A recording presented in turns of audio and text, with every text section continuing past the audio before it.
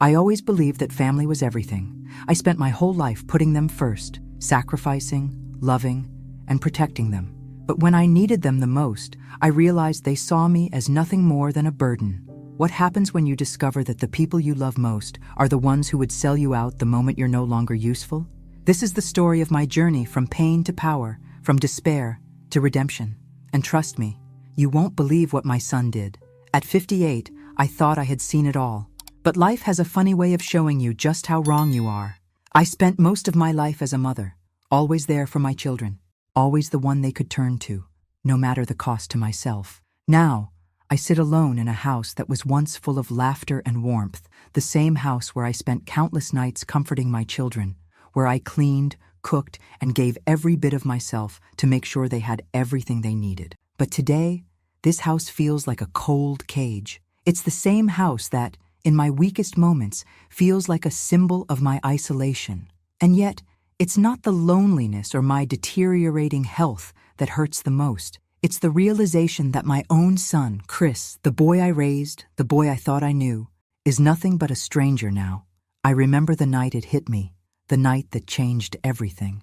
We were having dinner, just the two of us, a rare occasion since he's grown so distant over the years. I could feel the weight of his indifference, the way he barely looked at me, his focus elsewhere. And then, out of nowhere, he dropped a bomb on me. A joke, or at least that's what he probably thought it was. "I hope you only live for 3 more months, he said, his eyes briefly flickering to mine, "so we can sell the house." I froze. The words hit me harder than any illness could. He said it as if it was just a passing remark, something light-hearted, but I felt the venom in his voice, the truth behind his words. He wasn't joking. He saw me as nothing more than a burden, something to be discarded. For the first time, I understood how little I mattered to him. The pain wasn't just physical. It was emotional, a gut punch that made my chest tighten. I had spent so many years sacrificing for him, for my family, and this was the gratitude I got in return? I remember looking at him, struggling to keep my composure. But inside, everything shattered. I didn't even know what to say. How could I? His words spoke volumes about how he really felt. He was already planning to move on without me, and I hadn't even realized it until that moment. I spent the rest of that night staring at the walls of the house, feeling the weight of my decisions, my life bearing down on me. My health was failing, that much I knew. The doctor had confirmed that my illness was serious, but it wasn't the illness that terrified me anymore. It was the thought of what would happen to me when I was gone. Chris, the child I loved more than anything, was ready to walk away from me, just like that. As the days passed, I began to see things differently. It wasn't just his cruel words that stung. It was everything leading up to that moment. The years of emotional neglect, the slow fading of his interest in me, the way he'd always take, never give. For so long, I had thought he would come around, that things would get better. But now, I could see it clearly. He wasn't coming back. Not for me, not for anything. I started to realize that the life I'd built for him, for us, wasn't mine anymore. It was just a reminder of everything I'd sacrificed for a family that never appreciated it. And what did I have to show for it? A disease that seemed to get worse every day, and a son who couldn't even pretend to care. But something inside me shifted in that moment. I wasn't just going to sit by and let him sell the house I had worked so hard for. No, I would make him see what he had done. I would make him regret ever treating me like this. He wanted me gone? Fine. I'd give him exactly what he asked for, only not in the way he thought. I sat there, in that empty house, with the weight of the world on my shoulders, but a plan starting to take shape in my mind. I wasn't going to let him take everything I had built without a fight. Not this time. Not anymore. And so began the beginning of something far more than just a fight for a house. It would become a fight for my dignity, my self-respect, and for everything he thought he could take from me. But, as I would soon discover, the most dangerous games are the ones you play with your own family. The days after that dinner felt like a blur. I went through the motions, doing what I always did, cooking, cleaning, pretending to be fine. But every moment was clouded by the thought of Chris's words. They echoed in my head, louder with each passing day. "I hope you only live for 3 more months. The sharpness of his voice still stung, and the cruel indifference behind those words made me sick. At first, I tried to dismiss it, telling myself it was just a thoughtless comment. But deep down, I knew better. His behavior over the last few years had been slowly chipping away at the bond we once shared. He used to be the little boy who would crawl into my lap after school, his face bright with excitement as he told me about his day. He used to care about my opinions, about my well-being. Now he barely spoke to me unless it was about the house. I didn't even recognize him anymore. I spent my days in this house that used to be full of life, but now the silence weighed heavily on me. There was no laughter, no talking, just the sound of the clock ticking away the minutes, reminding me of the time I didn't have left. I had always taken care of everything. I was the glue that held the family together, or at least I had been. Now, I was nothing more than a shadow in my own home, invisible, fading into the background. As the weeks went by, my health worsened. The doctors told me there was nothing they could do. It wasn't cancer, but whatever I had, it was eating away at me. I was exhausted all the time. I couldn't even walk up the stairs without feeling winded, but it wasn't the physical pain that hurt most. It was the emotional weight of everything. The loneliness was suffocating. I would catch myself looking out the window, hoping for something to break the monotony, but nothing ever did. Chris never came by to check on me. He wasn't interested in hearing about my doctor's appointments or how tired I felt. He didn't care about me at all. Instead, he was out there, somewhere, making plans. Plans that didn't involve me. Plans that involved selling the house, our house, the one I had raised him in, the one I had worked my fingers to the bone for. And there I was, stuck in it, feeling like I was already dead. I couldn't get the image out of my head. Chris, walking through this house with a buyer, discussing how much they could get for it, laughing about how easy it would be to sell once I was gone. I wondered how long he'd been planning this. Had he been thinking about selling it even before my illness? Or did my declining health just give him the excuse he needed? I could feel the walls closing in on me. The house that once felt like a sanctuary now felt like a prison. It was the place where I'd raised my children, but now it was just a reminder of everything I had given up and everything I had lost. I had always believed that family came first, that no matter what happened, we would always have each other. But now I could see clearly that the only thing Chris cared about was himself. He had made it obvious with his cruel joke, and now I knew he was just waiting for me to die so he could cash in on my passing. I felt sick to my stomach, but that's when something inside me snapped. No longer would I let myself be treated like this. No longer would I let him have what I had worked so hard for, not without a fight. I wasn't going to die in this house without making sure that Chris would feel the weight of his actions. I had spent my whole life giving everything for him, and now he wanted to sell the one thing that had always been mine, our home, our memories. He thought he could simply dispose of me, like I was nothing, but I wasn't nothing. I was Linda, his mother, and I wasn't going to let him get away with it. I had a plan now, a quiet, calculated plan. It wasn't going to be messy. I wasn't going to confront him directly, at least not yet, but I would make sure he understood that I wasn't going to roll over and die just because he thought it was convenient for him. I would take back control of my life, my home, and my dignity, and it would all start with one thing: patience. That night, I sat alone at the kitchen table, sipping a cup of tea, as the weight of the past few weeks settled into my bones. I didn't know how much longer I had, weeks, months, maybe just days. But what I did know was this: I wasn't going to let Chris win. And so, I began to plan.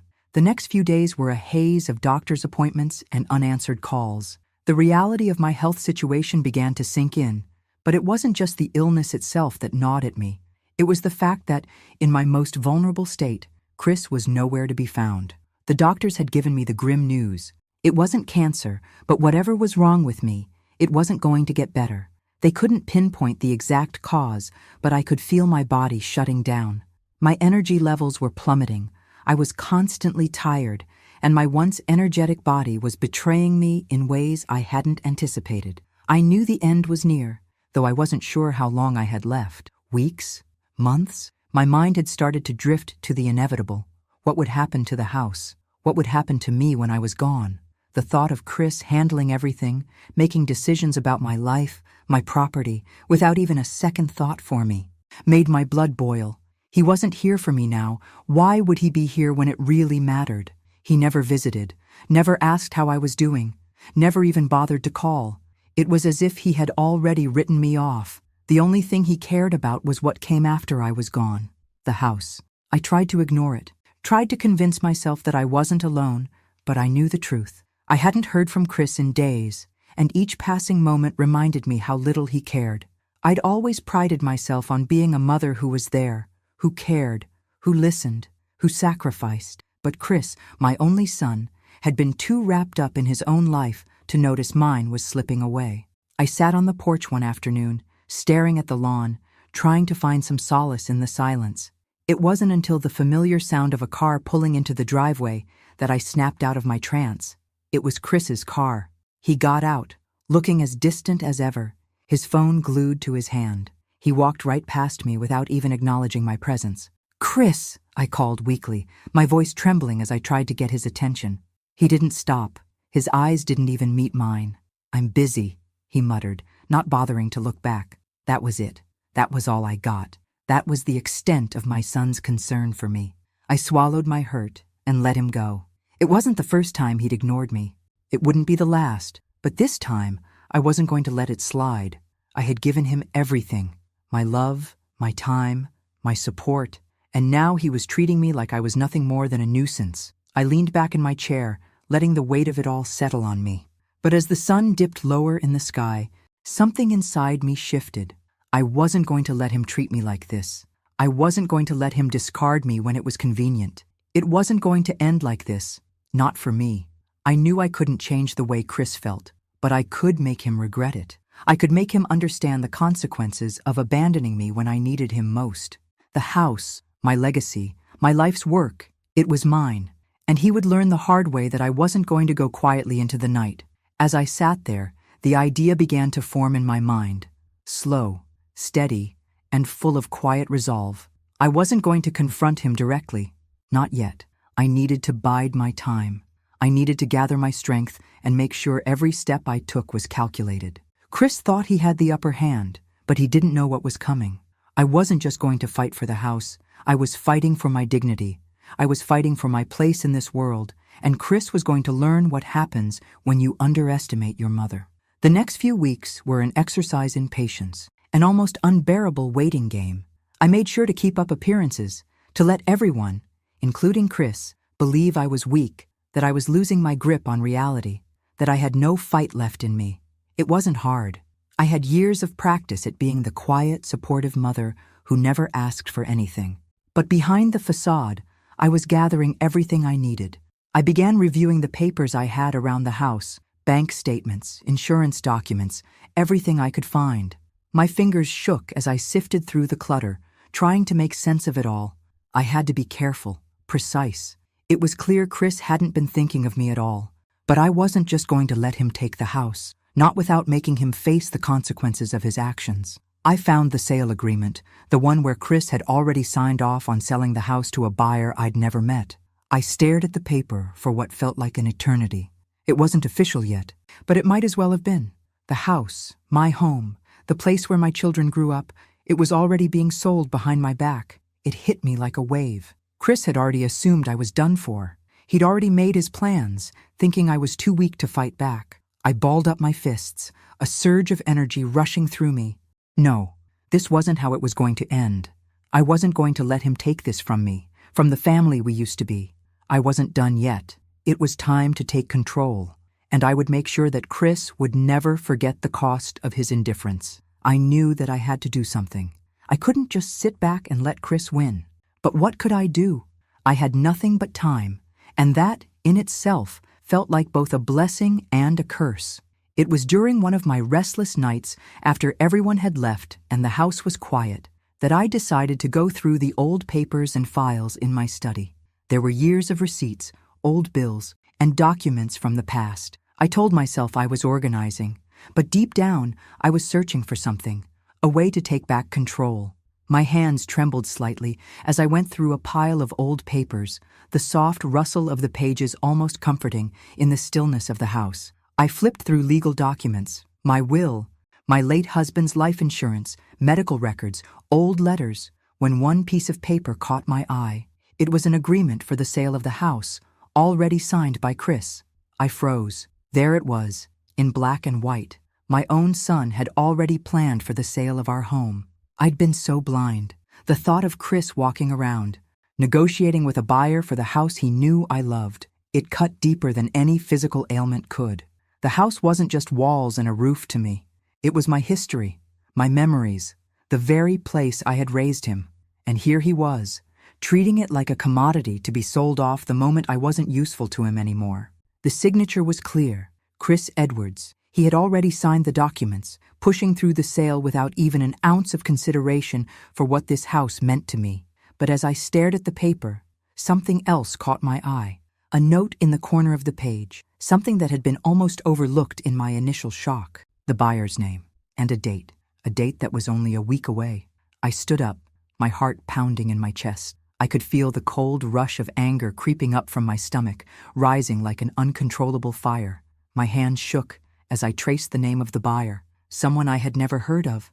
How could Chris have made such a decision without consulting me? How could he have believed that he had the right to sell our home without even talking to me? I had never felt so betrayed. He had already planned my departure, and I hadn't even been given the chance to say goodbye. But that wasn't the worst part. The worst part was that Chris had underestimated me. He thought I was too weak, too fragile to notice. He thought he could get away with it without facing any consequences. The realization hit me like a punch in the gut. He hadn't just been planning to sell the house. He was waiting for me to die, for me to just disappear. And when I was gone, he would move on, free to do whatever he wanted, without a second thought for me. I had been nothing but an obstacle to him, something to be discarded when the time came. I couldn't let this happen. I couldn't let Chris erase me from this house, from my legacy, just like that. I sat down at my desk, the weight of it all crashing down on me.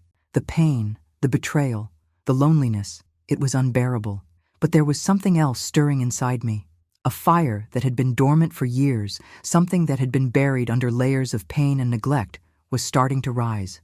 I would make him pay for this. I couldn't confront him just yet. I knew I had to play my cards carefully. But I had to act fast. My mind raced as I started to think through the details. I couldn't just let Chris walk away with everything. I needed a plan, and it needed to be one he would never see coming. There was no room for mistakes. I had to be precise. He had no idea what I was capable of, but he would find out soon enough. I stood up from the desk, clenching my fists. I was done being the victim. Chris had made a grave mistake, and now it was time for him to feel the consequences. The next morning, I began making calls, quietly, without letting anyone know what I was planning.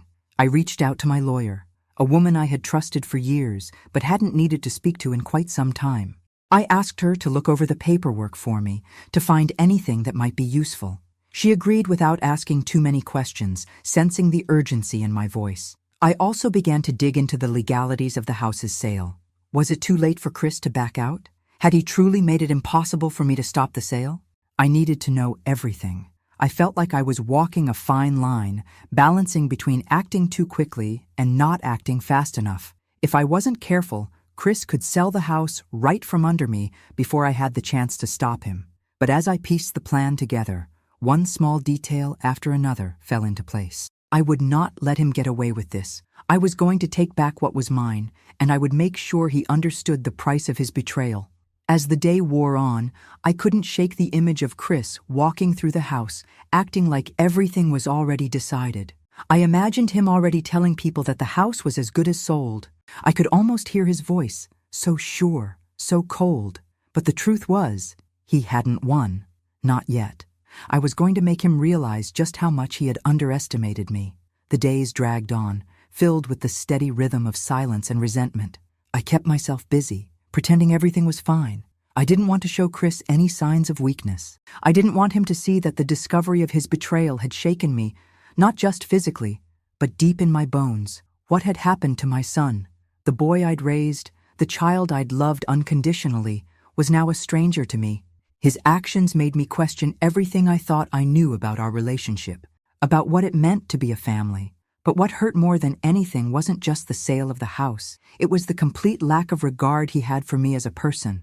I could feel it in the way he treated me, the way he barely even acknowledged my existence. I had always put him first. I had given him everything I had, sacrificed my time, my energy, my own desires to make sure he had the best life possible. And this was how he repaid me. It wasn't just that he wanted to sell the house, it was that he had already planned for it, without ever consulting me, without even pretending to care. It was the final blow that proved everything I had feared. Chris didn't see me as his mother anymore. I was just an obstacle in the way of his plans, a nuisance that needed to be dealt with.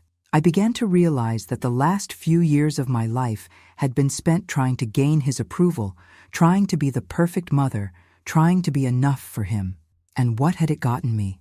A cold, indifferent son who was more concerned about his inheritance than about my well-being.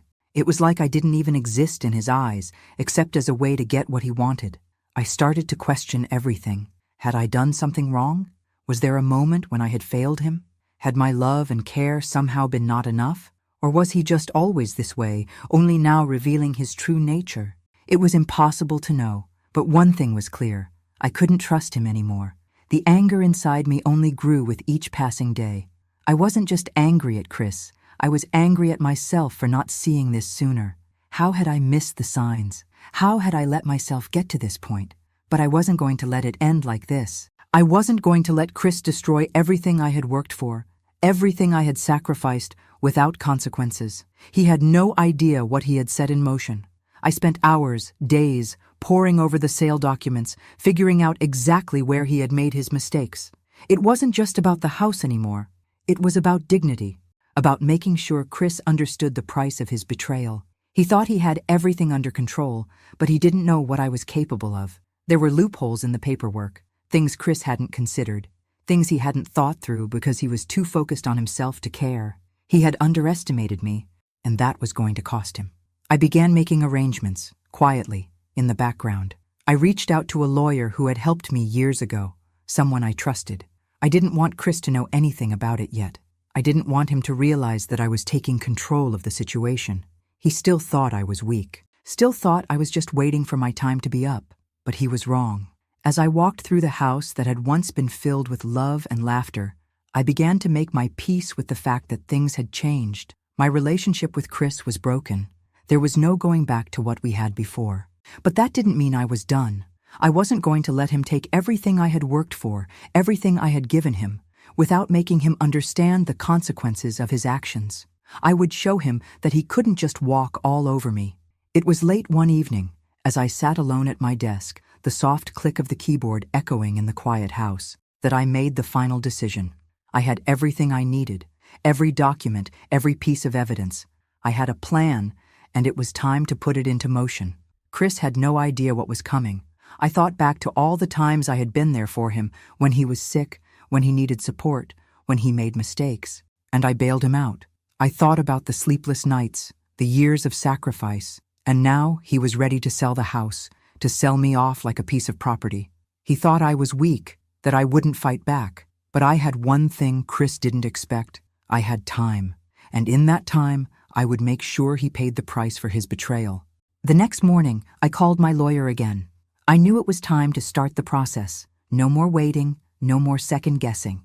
It was time for Chris to learn exactly what happens when you treat the people who love you the most as disposable. As I hung up the phone, I took a deep breath, feeling a strange sense of calm wash over me. I wasn't done. I wasn't going to let Chris destroy everything. Not without a fight. The days that followed felt heavy, like I was walking through thick fog. But beneath the surface, I was more focused than ever. The discovery of Chris's betrayal was only the beginning, and now I had to make sure that my plan, my quiet, calculated revenge, was set in motion.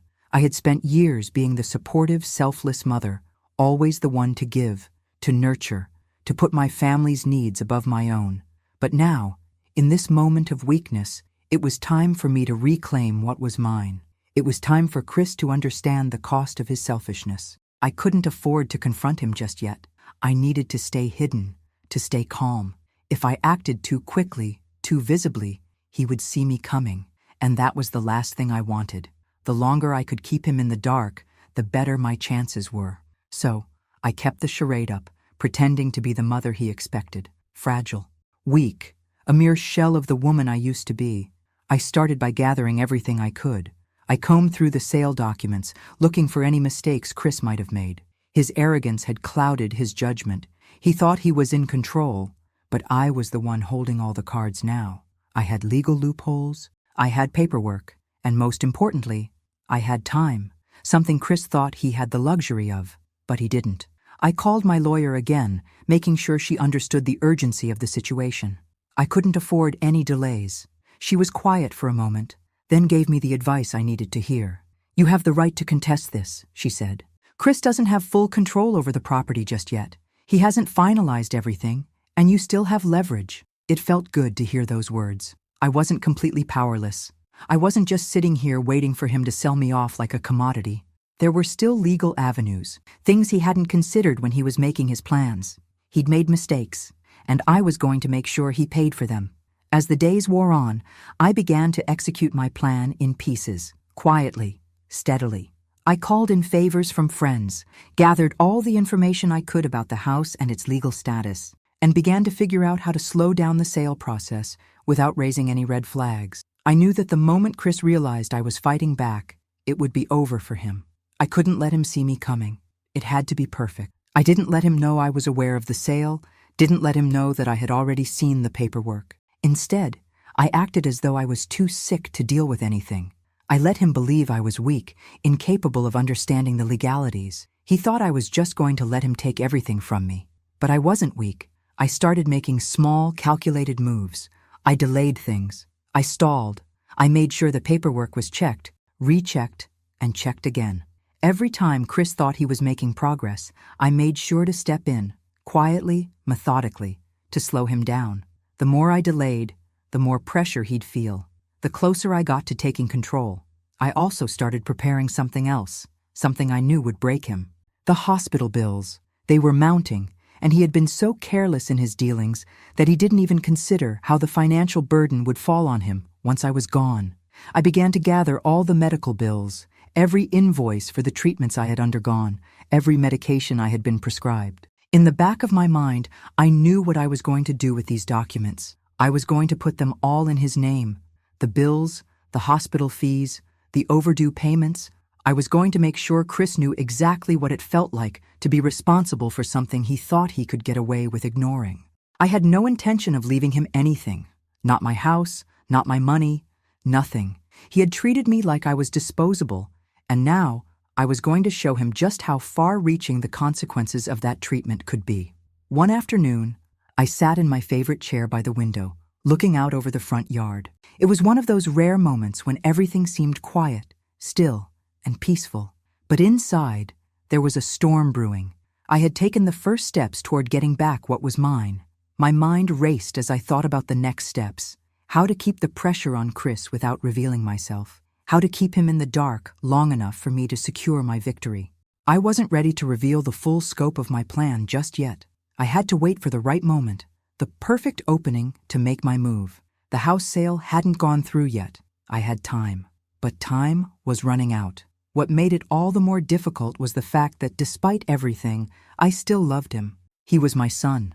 I had raised him, given everything I had to make sure he had a good life, and yet he had betrayed me in the most cruel way. He had turned his back on me when I needed him the most, but the betrayal had created something in me that I didn't recognize, an unrelenting desire for justice, for payback. I wasn't going to be the passive, invisible mother anymore. I wasn't going to let him get away with taking everything I had worked for. The days continued to pass, and as they did, I made more progress. I began to put my plan into action in ways that Chris wouldn't expect. Every time he tried to push forward, I pushed back, just enough to keep him off balance. I wasn't going to let him win. Not this time. I would make sure that he would understand what it meant to treat me like I was disposable. I would make sure he understood that the price of his betrayal would be higher than he ever imagined. And when the time was right, I would reveal my cards. Chris had no idea what was coming. He thought he was in control. He thought he could take everything without consequences. But I wasn't going to let him. Chris was getting bolder by the day. Every time I saw him, he seemed more confident, more assured that the house was his to sell, that he had already won.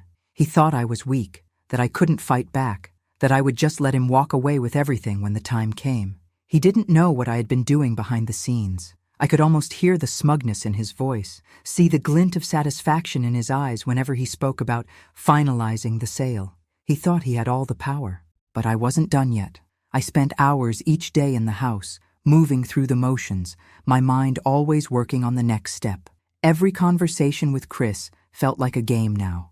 I would smile, nod, pretend I was too frail to understand what he was saying.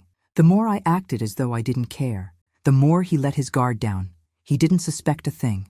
I was patient, waiting for the right moment to make my next move. It wasn't just about stalling anymore. It was about setting the stage for his downfall. I couldn't rush this. I had to make sure everything was in place, that when I finally struck, Chris would be completely blindsided. I had been working on the legal side of things, gathering the necessary documents, contacting professionals who could help me.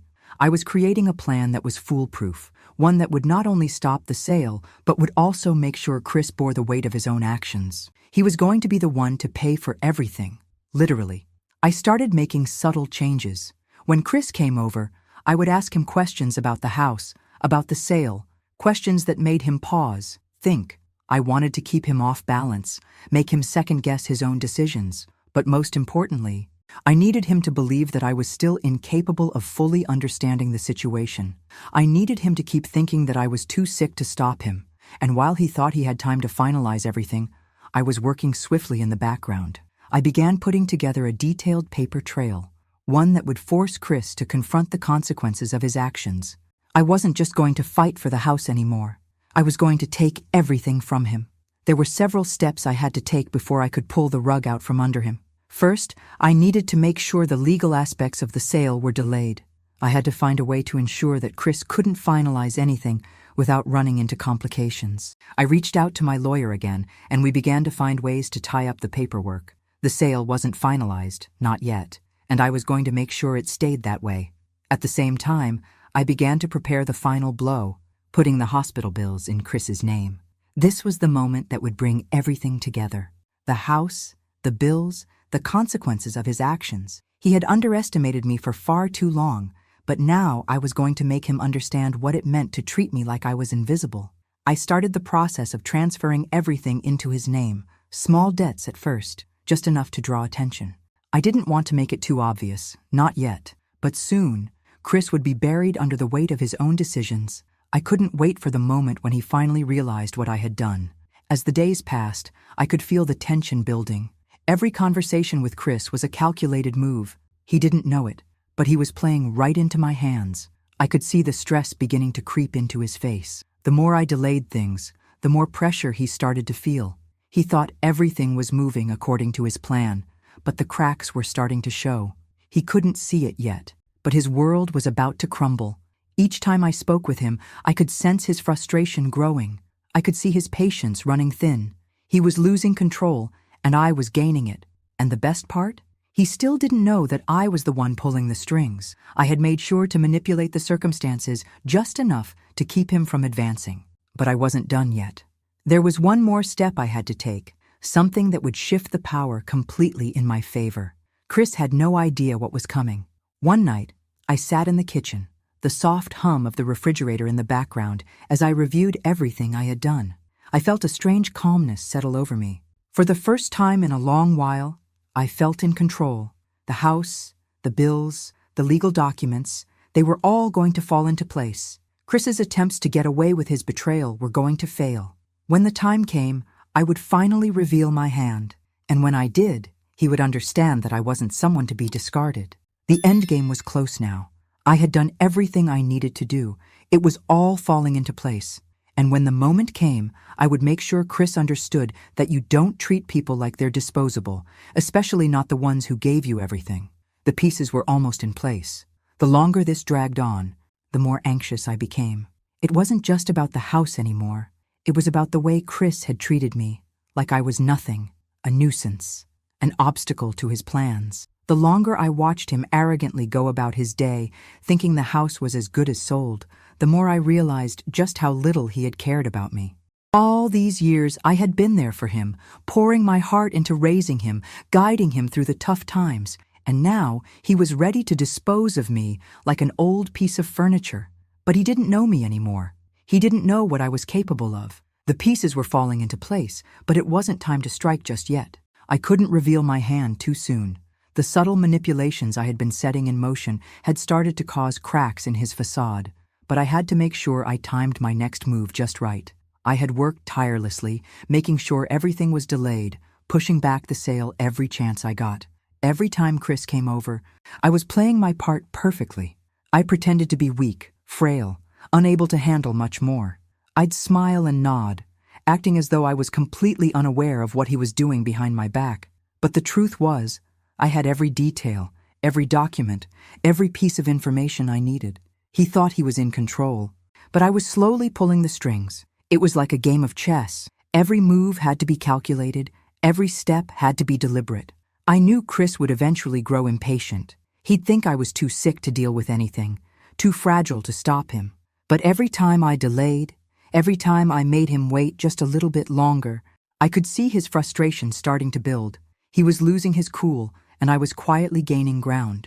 I'd been working on the paperwork with my lawyer in the background. The delays in the sale were starting to pile up, and Chris was growing increasingly frustrated. I could see the stress in his eyes when he came by, his shoulders a little tighter, his words a little sharper. He had no idea that I was orchestrating all of this behind the scenes, making sure he couldn't move forward with his plans. It was around this time that I started to make my final move, the hospital bills. They were mounting, and I knew Chris had never bothered to consider the weight they would carry once I was gone. But I wasn't going to let him off the hook that easily. I contacted the medical billing office and arranged for all the outstanding bills to be placed in Chris's name. Slowly but surely, I began to transfer everything over to him. The bills, the hospital fees, the overdue payments, they all began to stack up in his name, one by one. I knew it would be the thing that finally shook him to his core. He thought he had control over the house, over my life, but he was about to realize that I was still the one holding the cards. One afternoon, I could hear Chris's car pull up in the driveway. I knew he was coming, and for once, I didn't feel the pit of dread in my stomach. This was it, the moment I had been waiting for. I took a deep breath and made my way into the living room, where I had set everything up just the way I wanted. When Chris walked in, he looked exactly the same as he always did. Self-assured, a little too confident. But today, he had no idea what he was about to walk into. "Mom, we really need to talk about this house," he said, his voice flat, as though the conversation had already been rehearsed. I stayed silent for a moment, studying him. His eyes flickered to me, but they weren't filled with concern, only impatience. He was done pretending to care about me. I could feel it in every word he spoke. "I've already told you, Chris, I'm not feeling well," I said softly, playing the role I had perfected. "You don't have to keep coming here to remind me of what you're planning." I saw the briefest flicker of annoyance cross his face. He wasn't expecting me to push back. He thought he could handle me like he always had, keeping me out of the loop, leaving me out of the important decisions. But he was wrong. He had underestimated me for far too long. "I know, Mom, but you need to understand that the house is a big deal," he said, his voice rising just slightly. "We can't keep holding on to it. It's time to move forward, you know?" I felt a surge of anger flood through me, but I kept it hidden behind my calm exterior. "I know exactly what you're doing, Chris," I said quietly, meeting his gaze for the first time with real intensity. "I know everything. You've been planning to sell this house for months, thinking I wouldn't notice, but I'm not as clueless as you think." His face stiffened, his mouth going thin.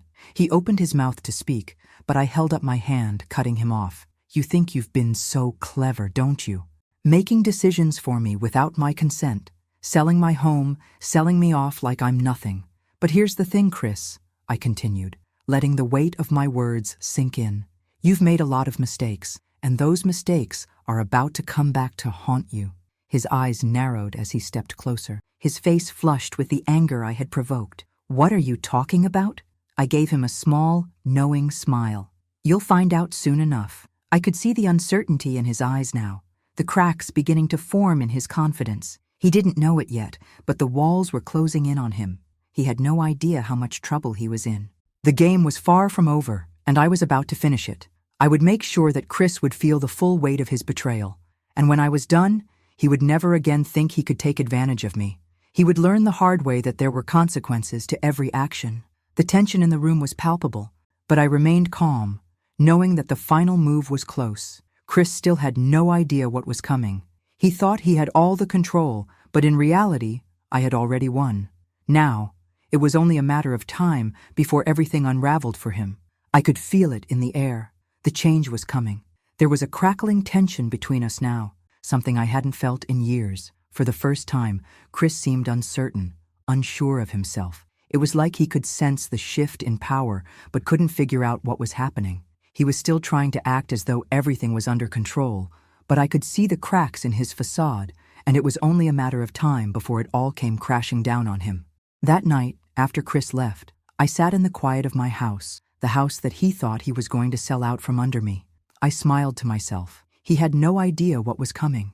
He had no idea that I had already made sure his name was tied to every hospital bill, every overdue payment I had incurred. He was about to learn the consequences of his indifference.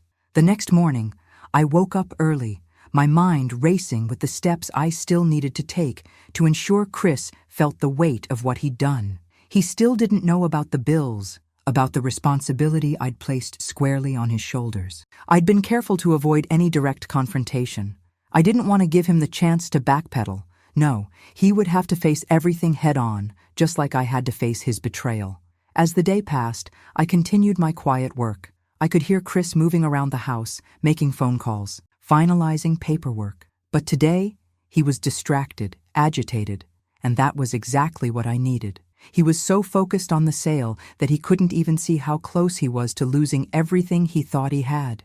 I knew it wouldn't take long for him to realize what was happening. His sense of control, the feeling that everything was going according to his plan, would soon vanish. The longer he pushed forward with the sale, the worse things would get for him. He was already drowning in debt, and the medical bills I had shifted into his name were about to make that debt even harder to ignore. It was late in the afternoon when I got the call from my lawyer. I could feel my pulse quicken as I picked up the phone. This was it. The final part of my plan was coming together. "Linda, we've got everything in place," my lawyer said. "I've filed the injunction to halt the sale. The house is officially in a holding pattern.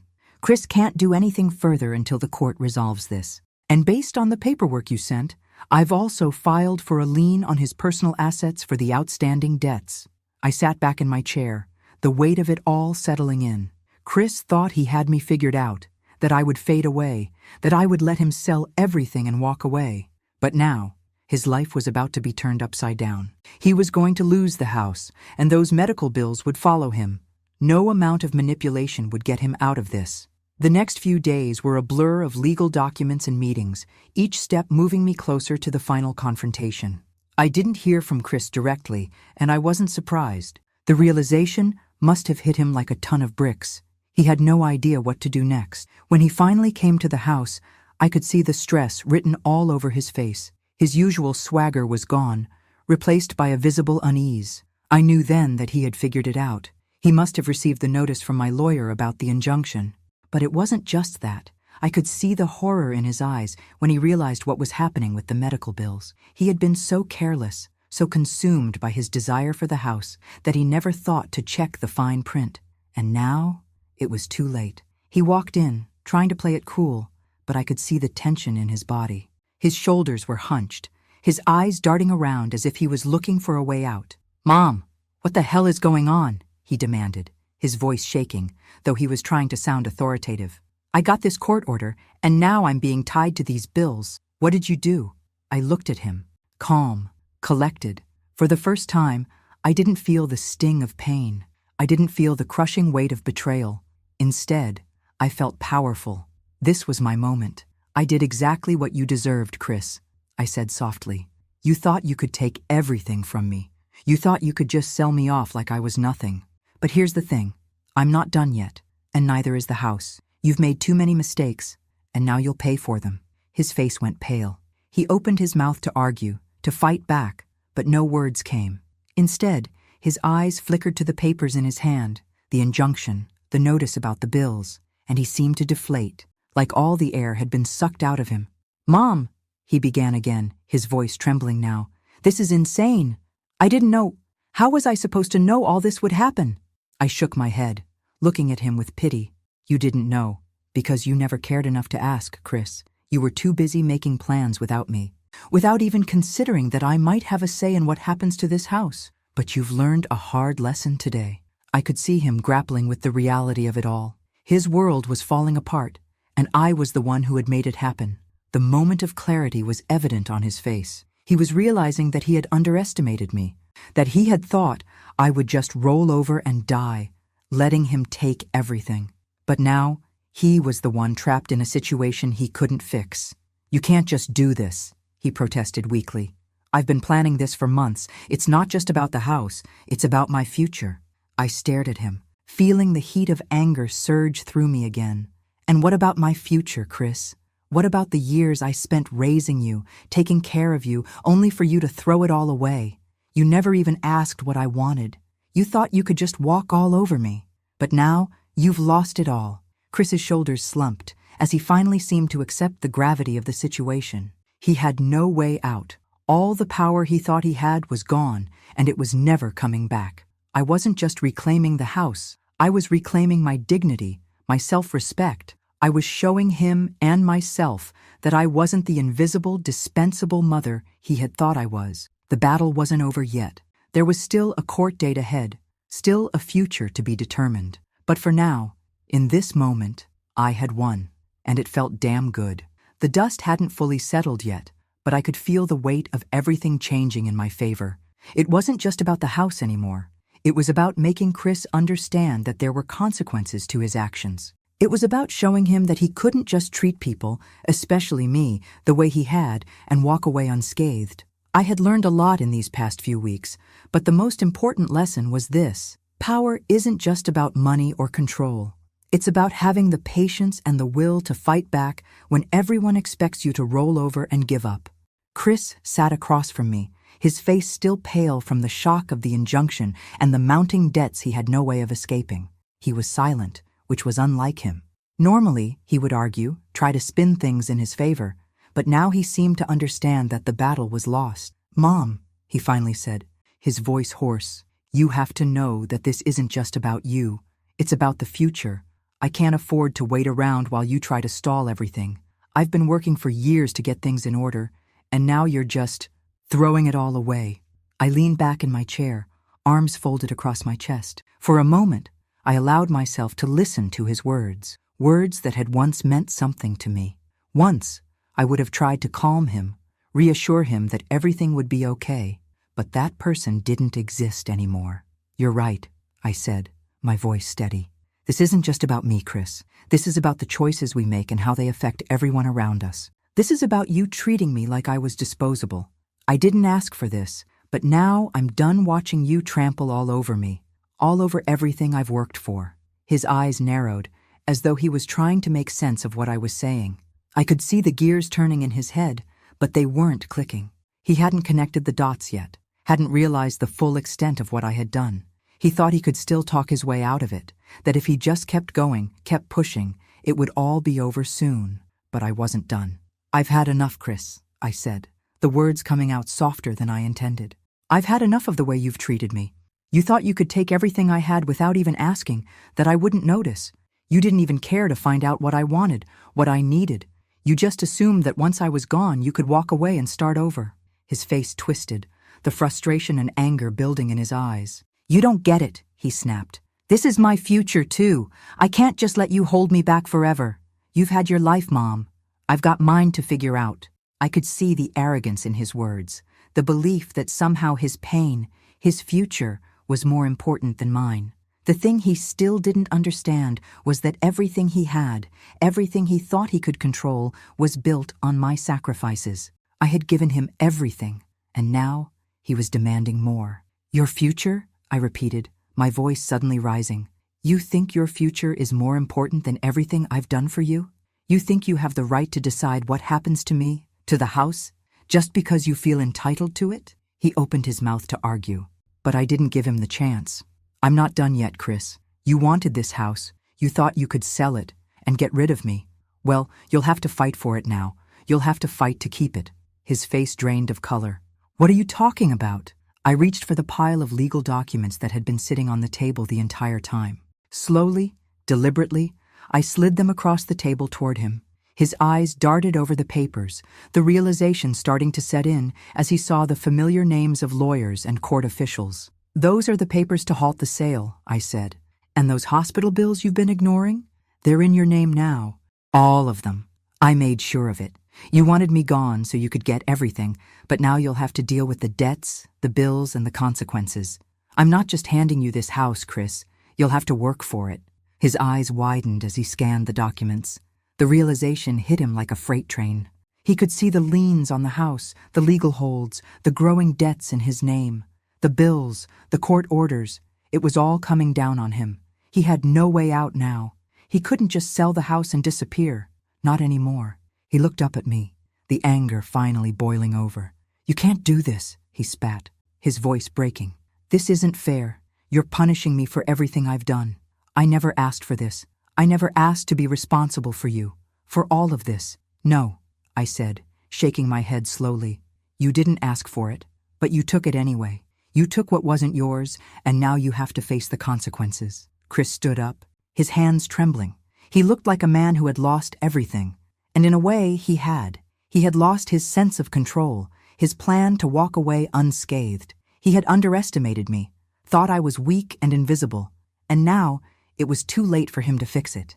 "I'm done here," he said, his voice shaking with frustration and helplessness. "I can't deal with this anymore." "Then don't," I said, my voice cold, final. "You don't get to walk away from the mess you've made. Not this time." He left the house in a hurry, his footsteps echoing down the hallway, but I didn't feel relief. I felt something else, something heavier. The weight of what I had just done settled in, but I wasn't sorry. Not anymore. I had done what I needed to do. I had made him face the truth. He had tried to tear me down, to erase me from his life, but I wasn't gone. And now he would carry the weight of his actions. He would remember this. He would remember what happens when you treat the ones who love you like they don't matter. The game was over, and I had won. It had been days since Chris had stormed out of the house, and I could feel the tension hanging in the air. The house, once a symbol of my life and my sacrifices, now felt like the final battleground. It was clear that everything I had done, everything I had set in motion, had led us here. This was the end game. I hadn't heard from Chris since that last encounter. He'd been silent, perhaps stunned, perhaps trying to figure out a way to undo the mess he had found himself in. But I knew better now. The game had changed. He couldn't just erase everything. His arrogance, his sense of entitlement, those things were now his undoing.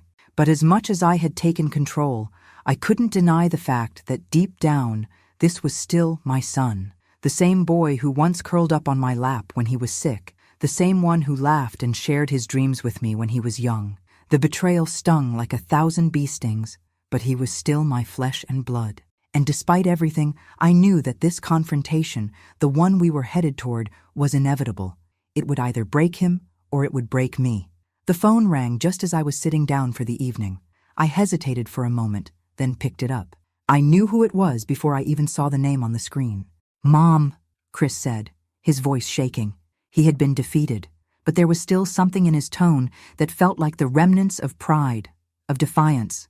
"We need to talk."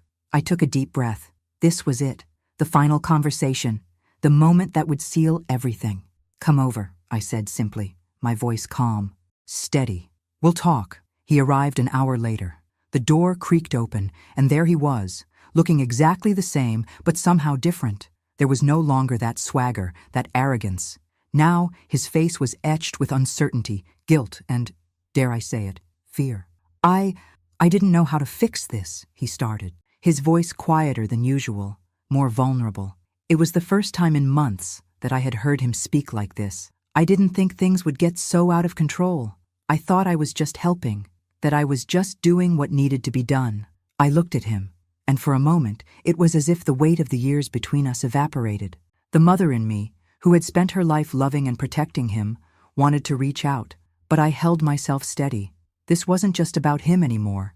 This was about me, about reclaiming the dignity that he had stripped from me. I wasn't the invisible woman anymore. "I know exactly what you were doing. Chris," I said, my tone firm but not unkind. "You thought you could make all the decisions. You thought I wouldn't care, that I wouldn't fight for what's mine. But you underestimated me."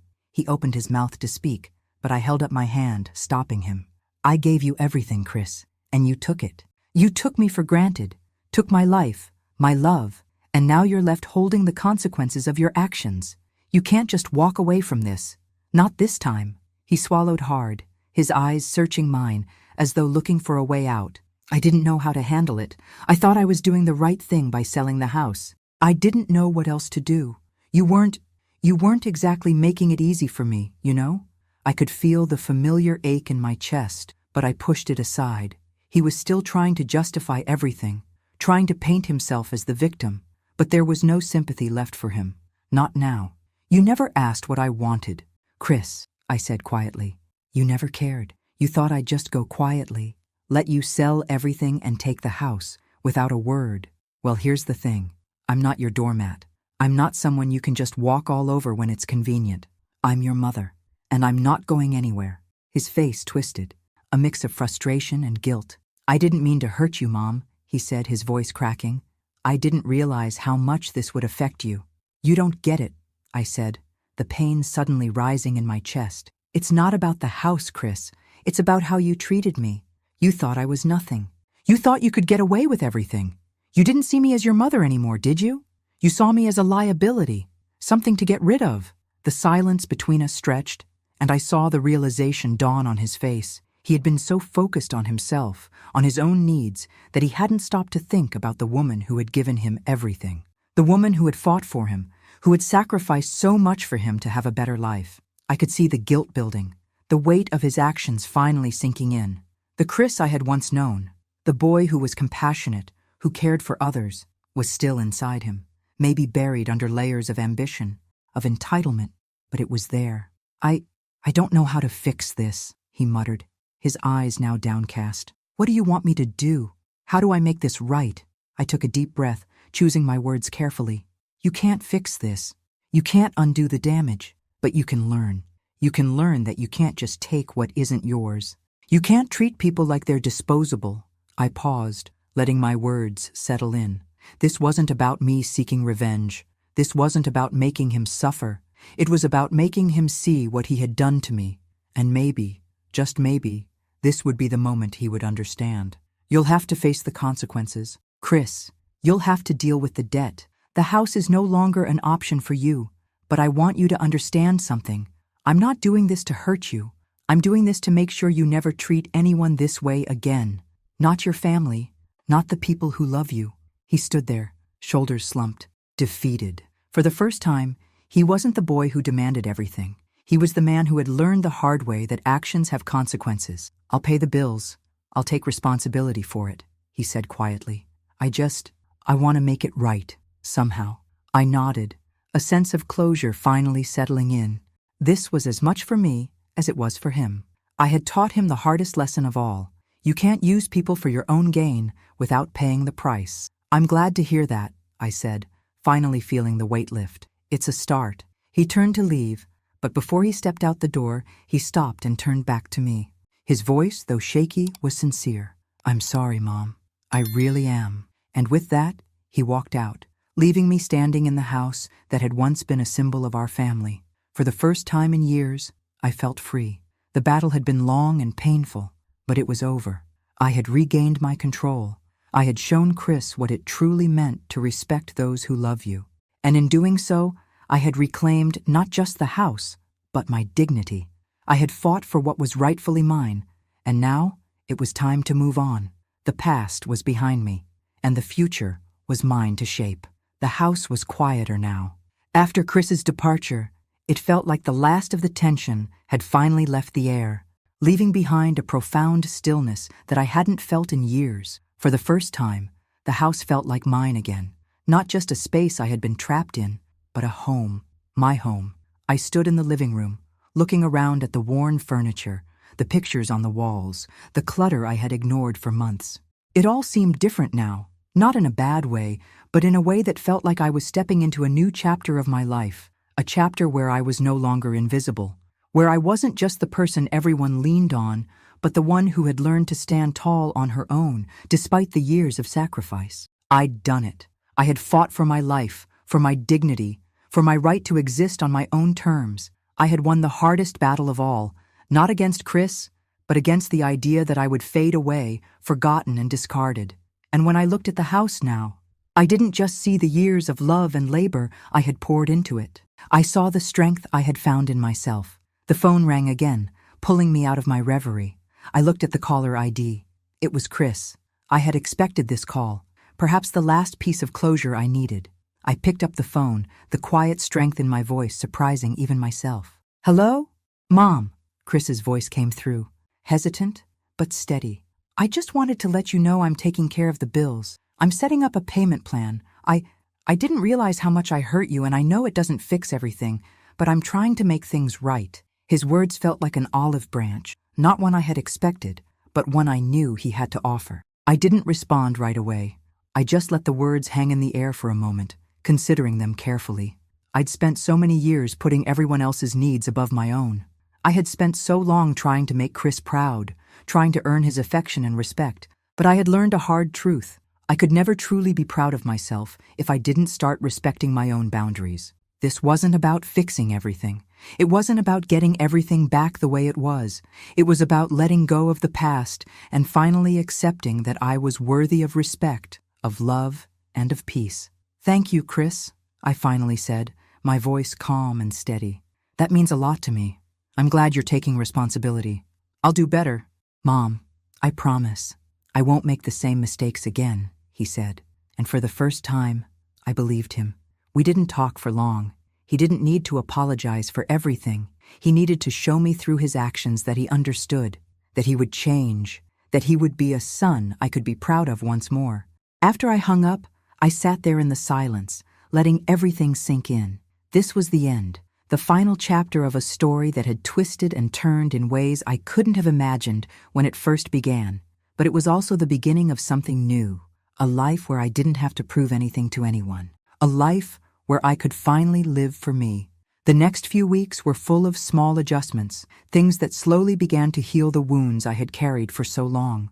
I took my time sorting through the house, getting rid of the things that no longer served me, both physical items and emotional baggage. It was cathartic, almost like shedding a skin I had outgrown. And for the first time in years, I felt lighter. I spent more time on the things I loved, painting, reading, gardening. And for the first time in a long while, I didn't feel guilty about it. I had given enough. It was time to give to myself. Chris and I had a few more conversations, and with each one, I saw more of the son I had raised. He was still learning, still figuring out how to make amends, but I knew that things were changing. Slowly but surely, we were rebuilding what had been broken. Not everything could be fixed, but I didn't need it to be. The most important thing I had learned was that redemption didn't always look the way you expected. Sometimes it was quieter, more subtle, and it had to come from within. As I sat in my favorite chair by the window, looking out at the garden I'd spent the afternoon tending, I realized something profound. I had been through hell, betrayed, ignored, disrespected, but I had come out the other side stronger, more resilient. My life, though far from perfect, was mine to shape.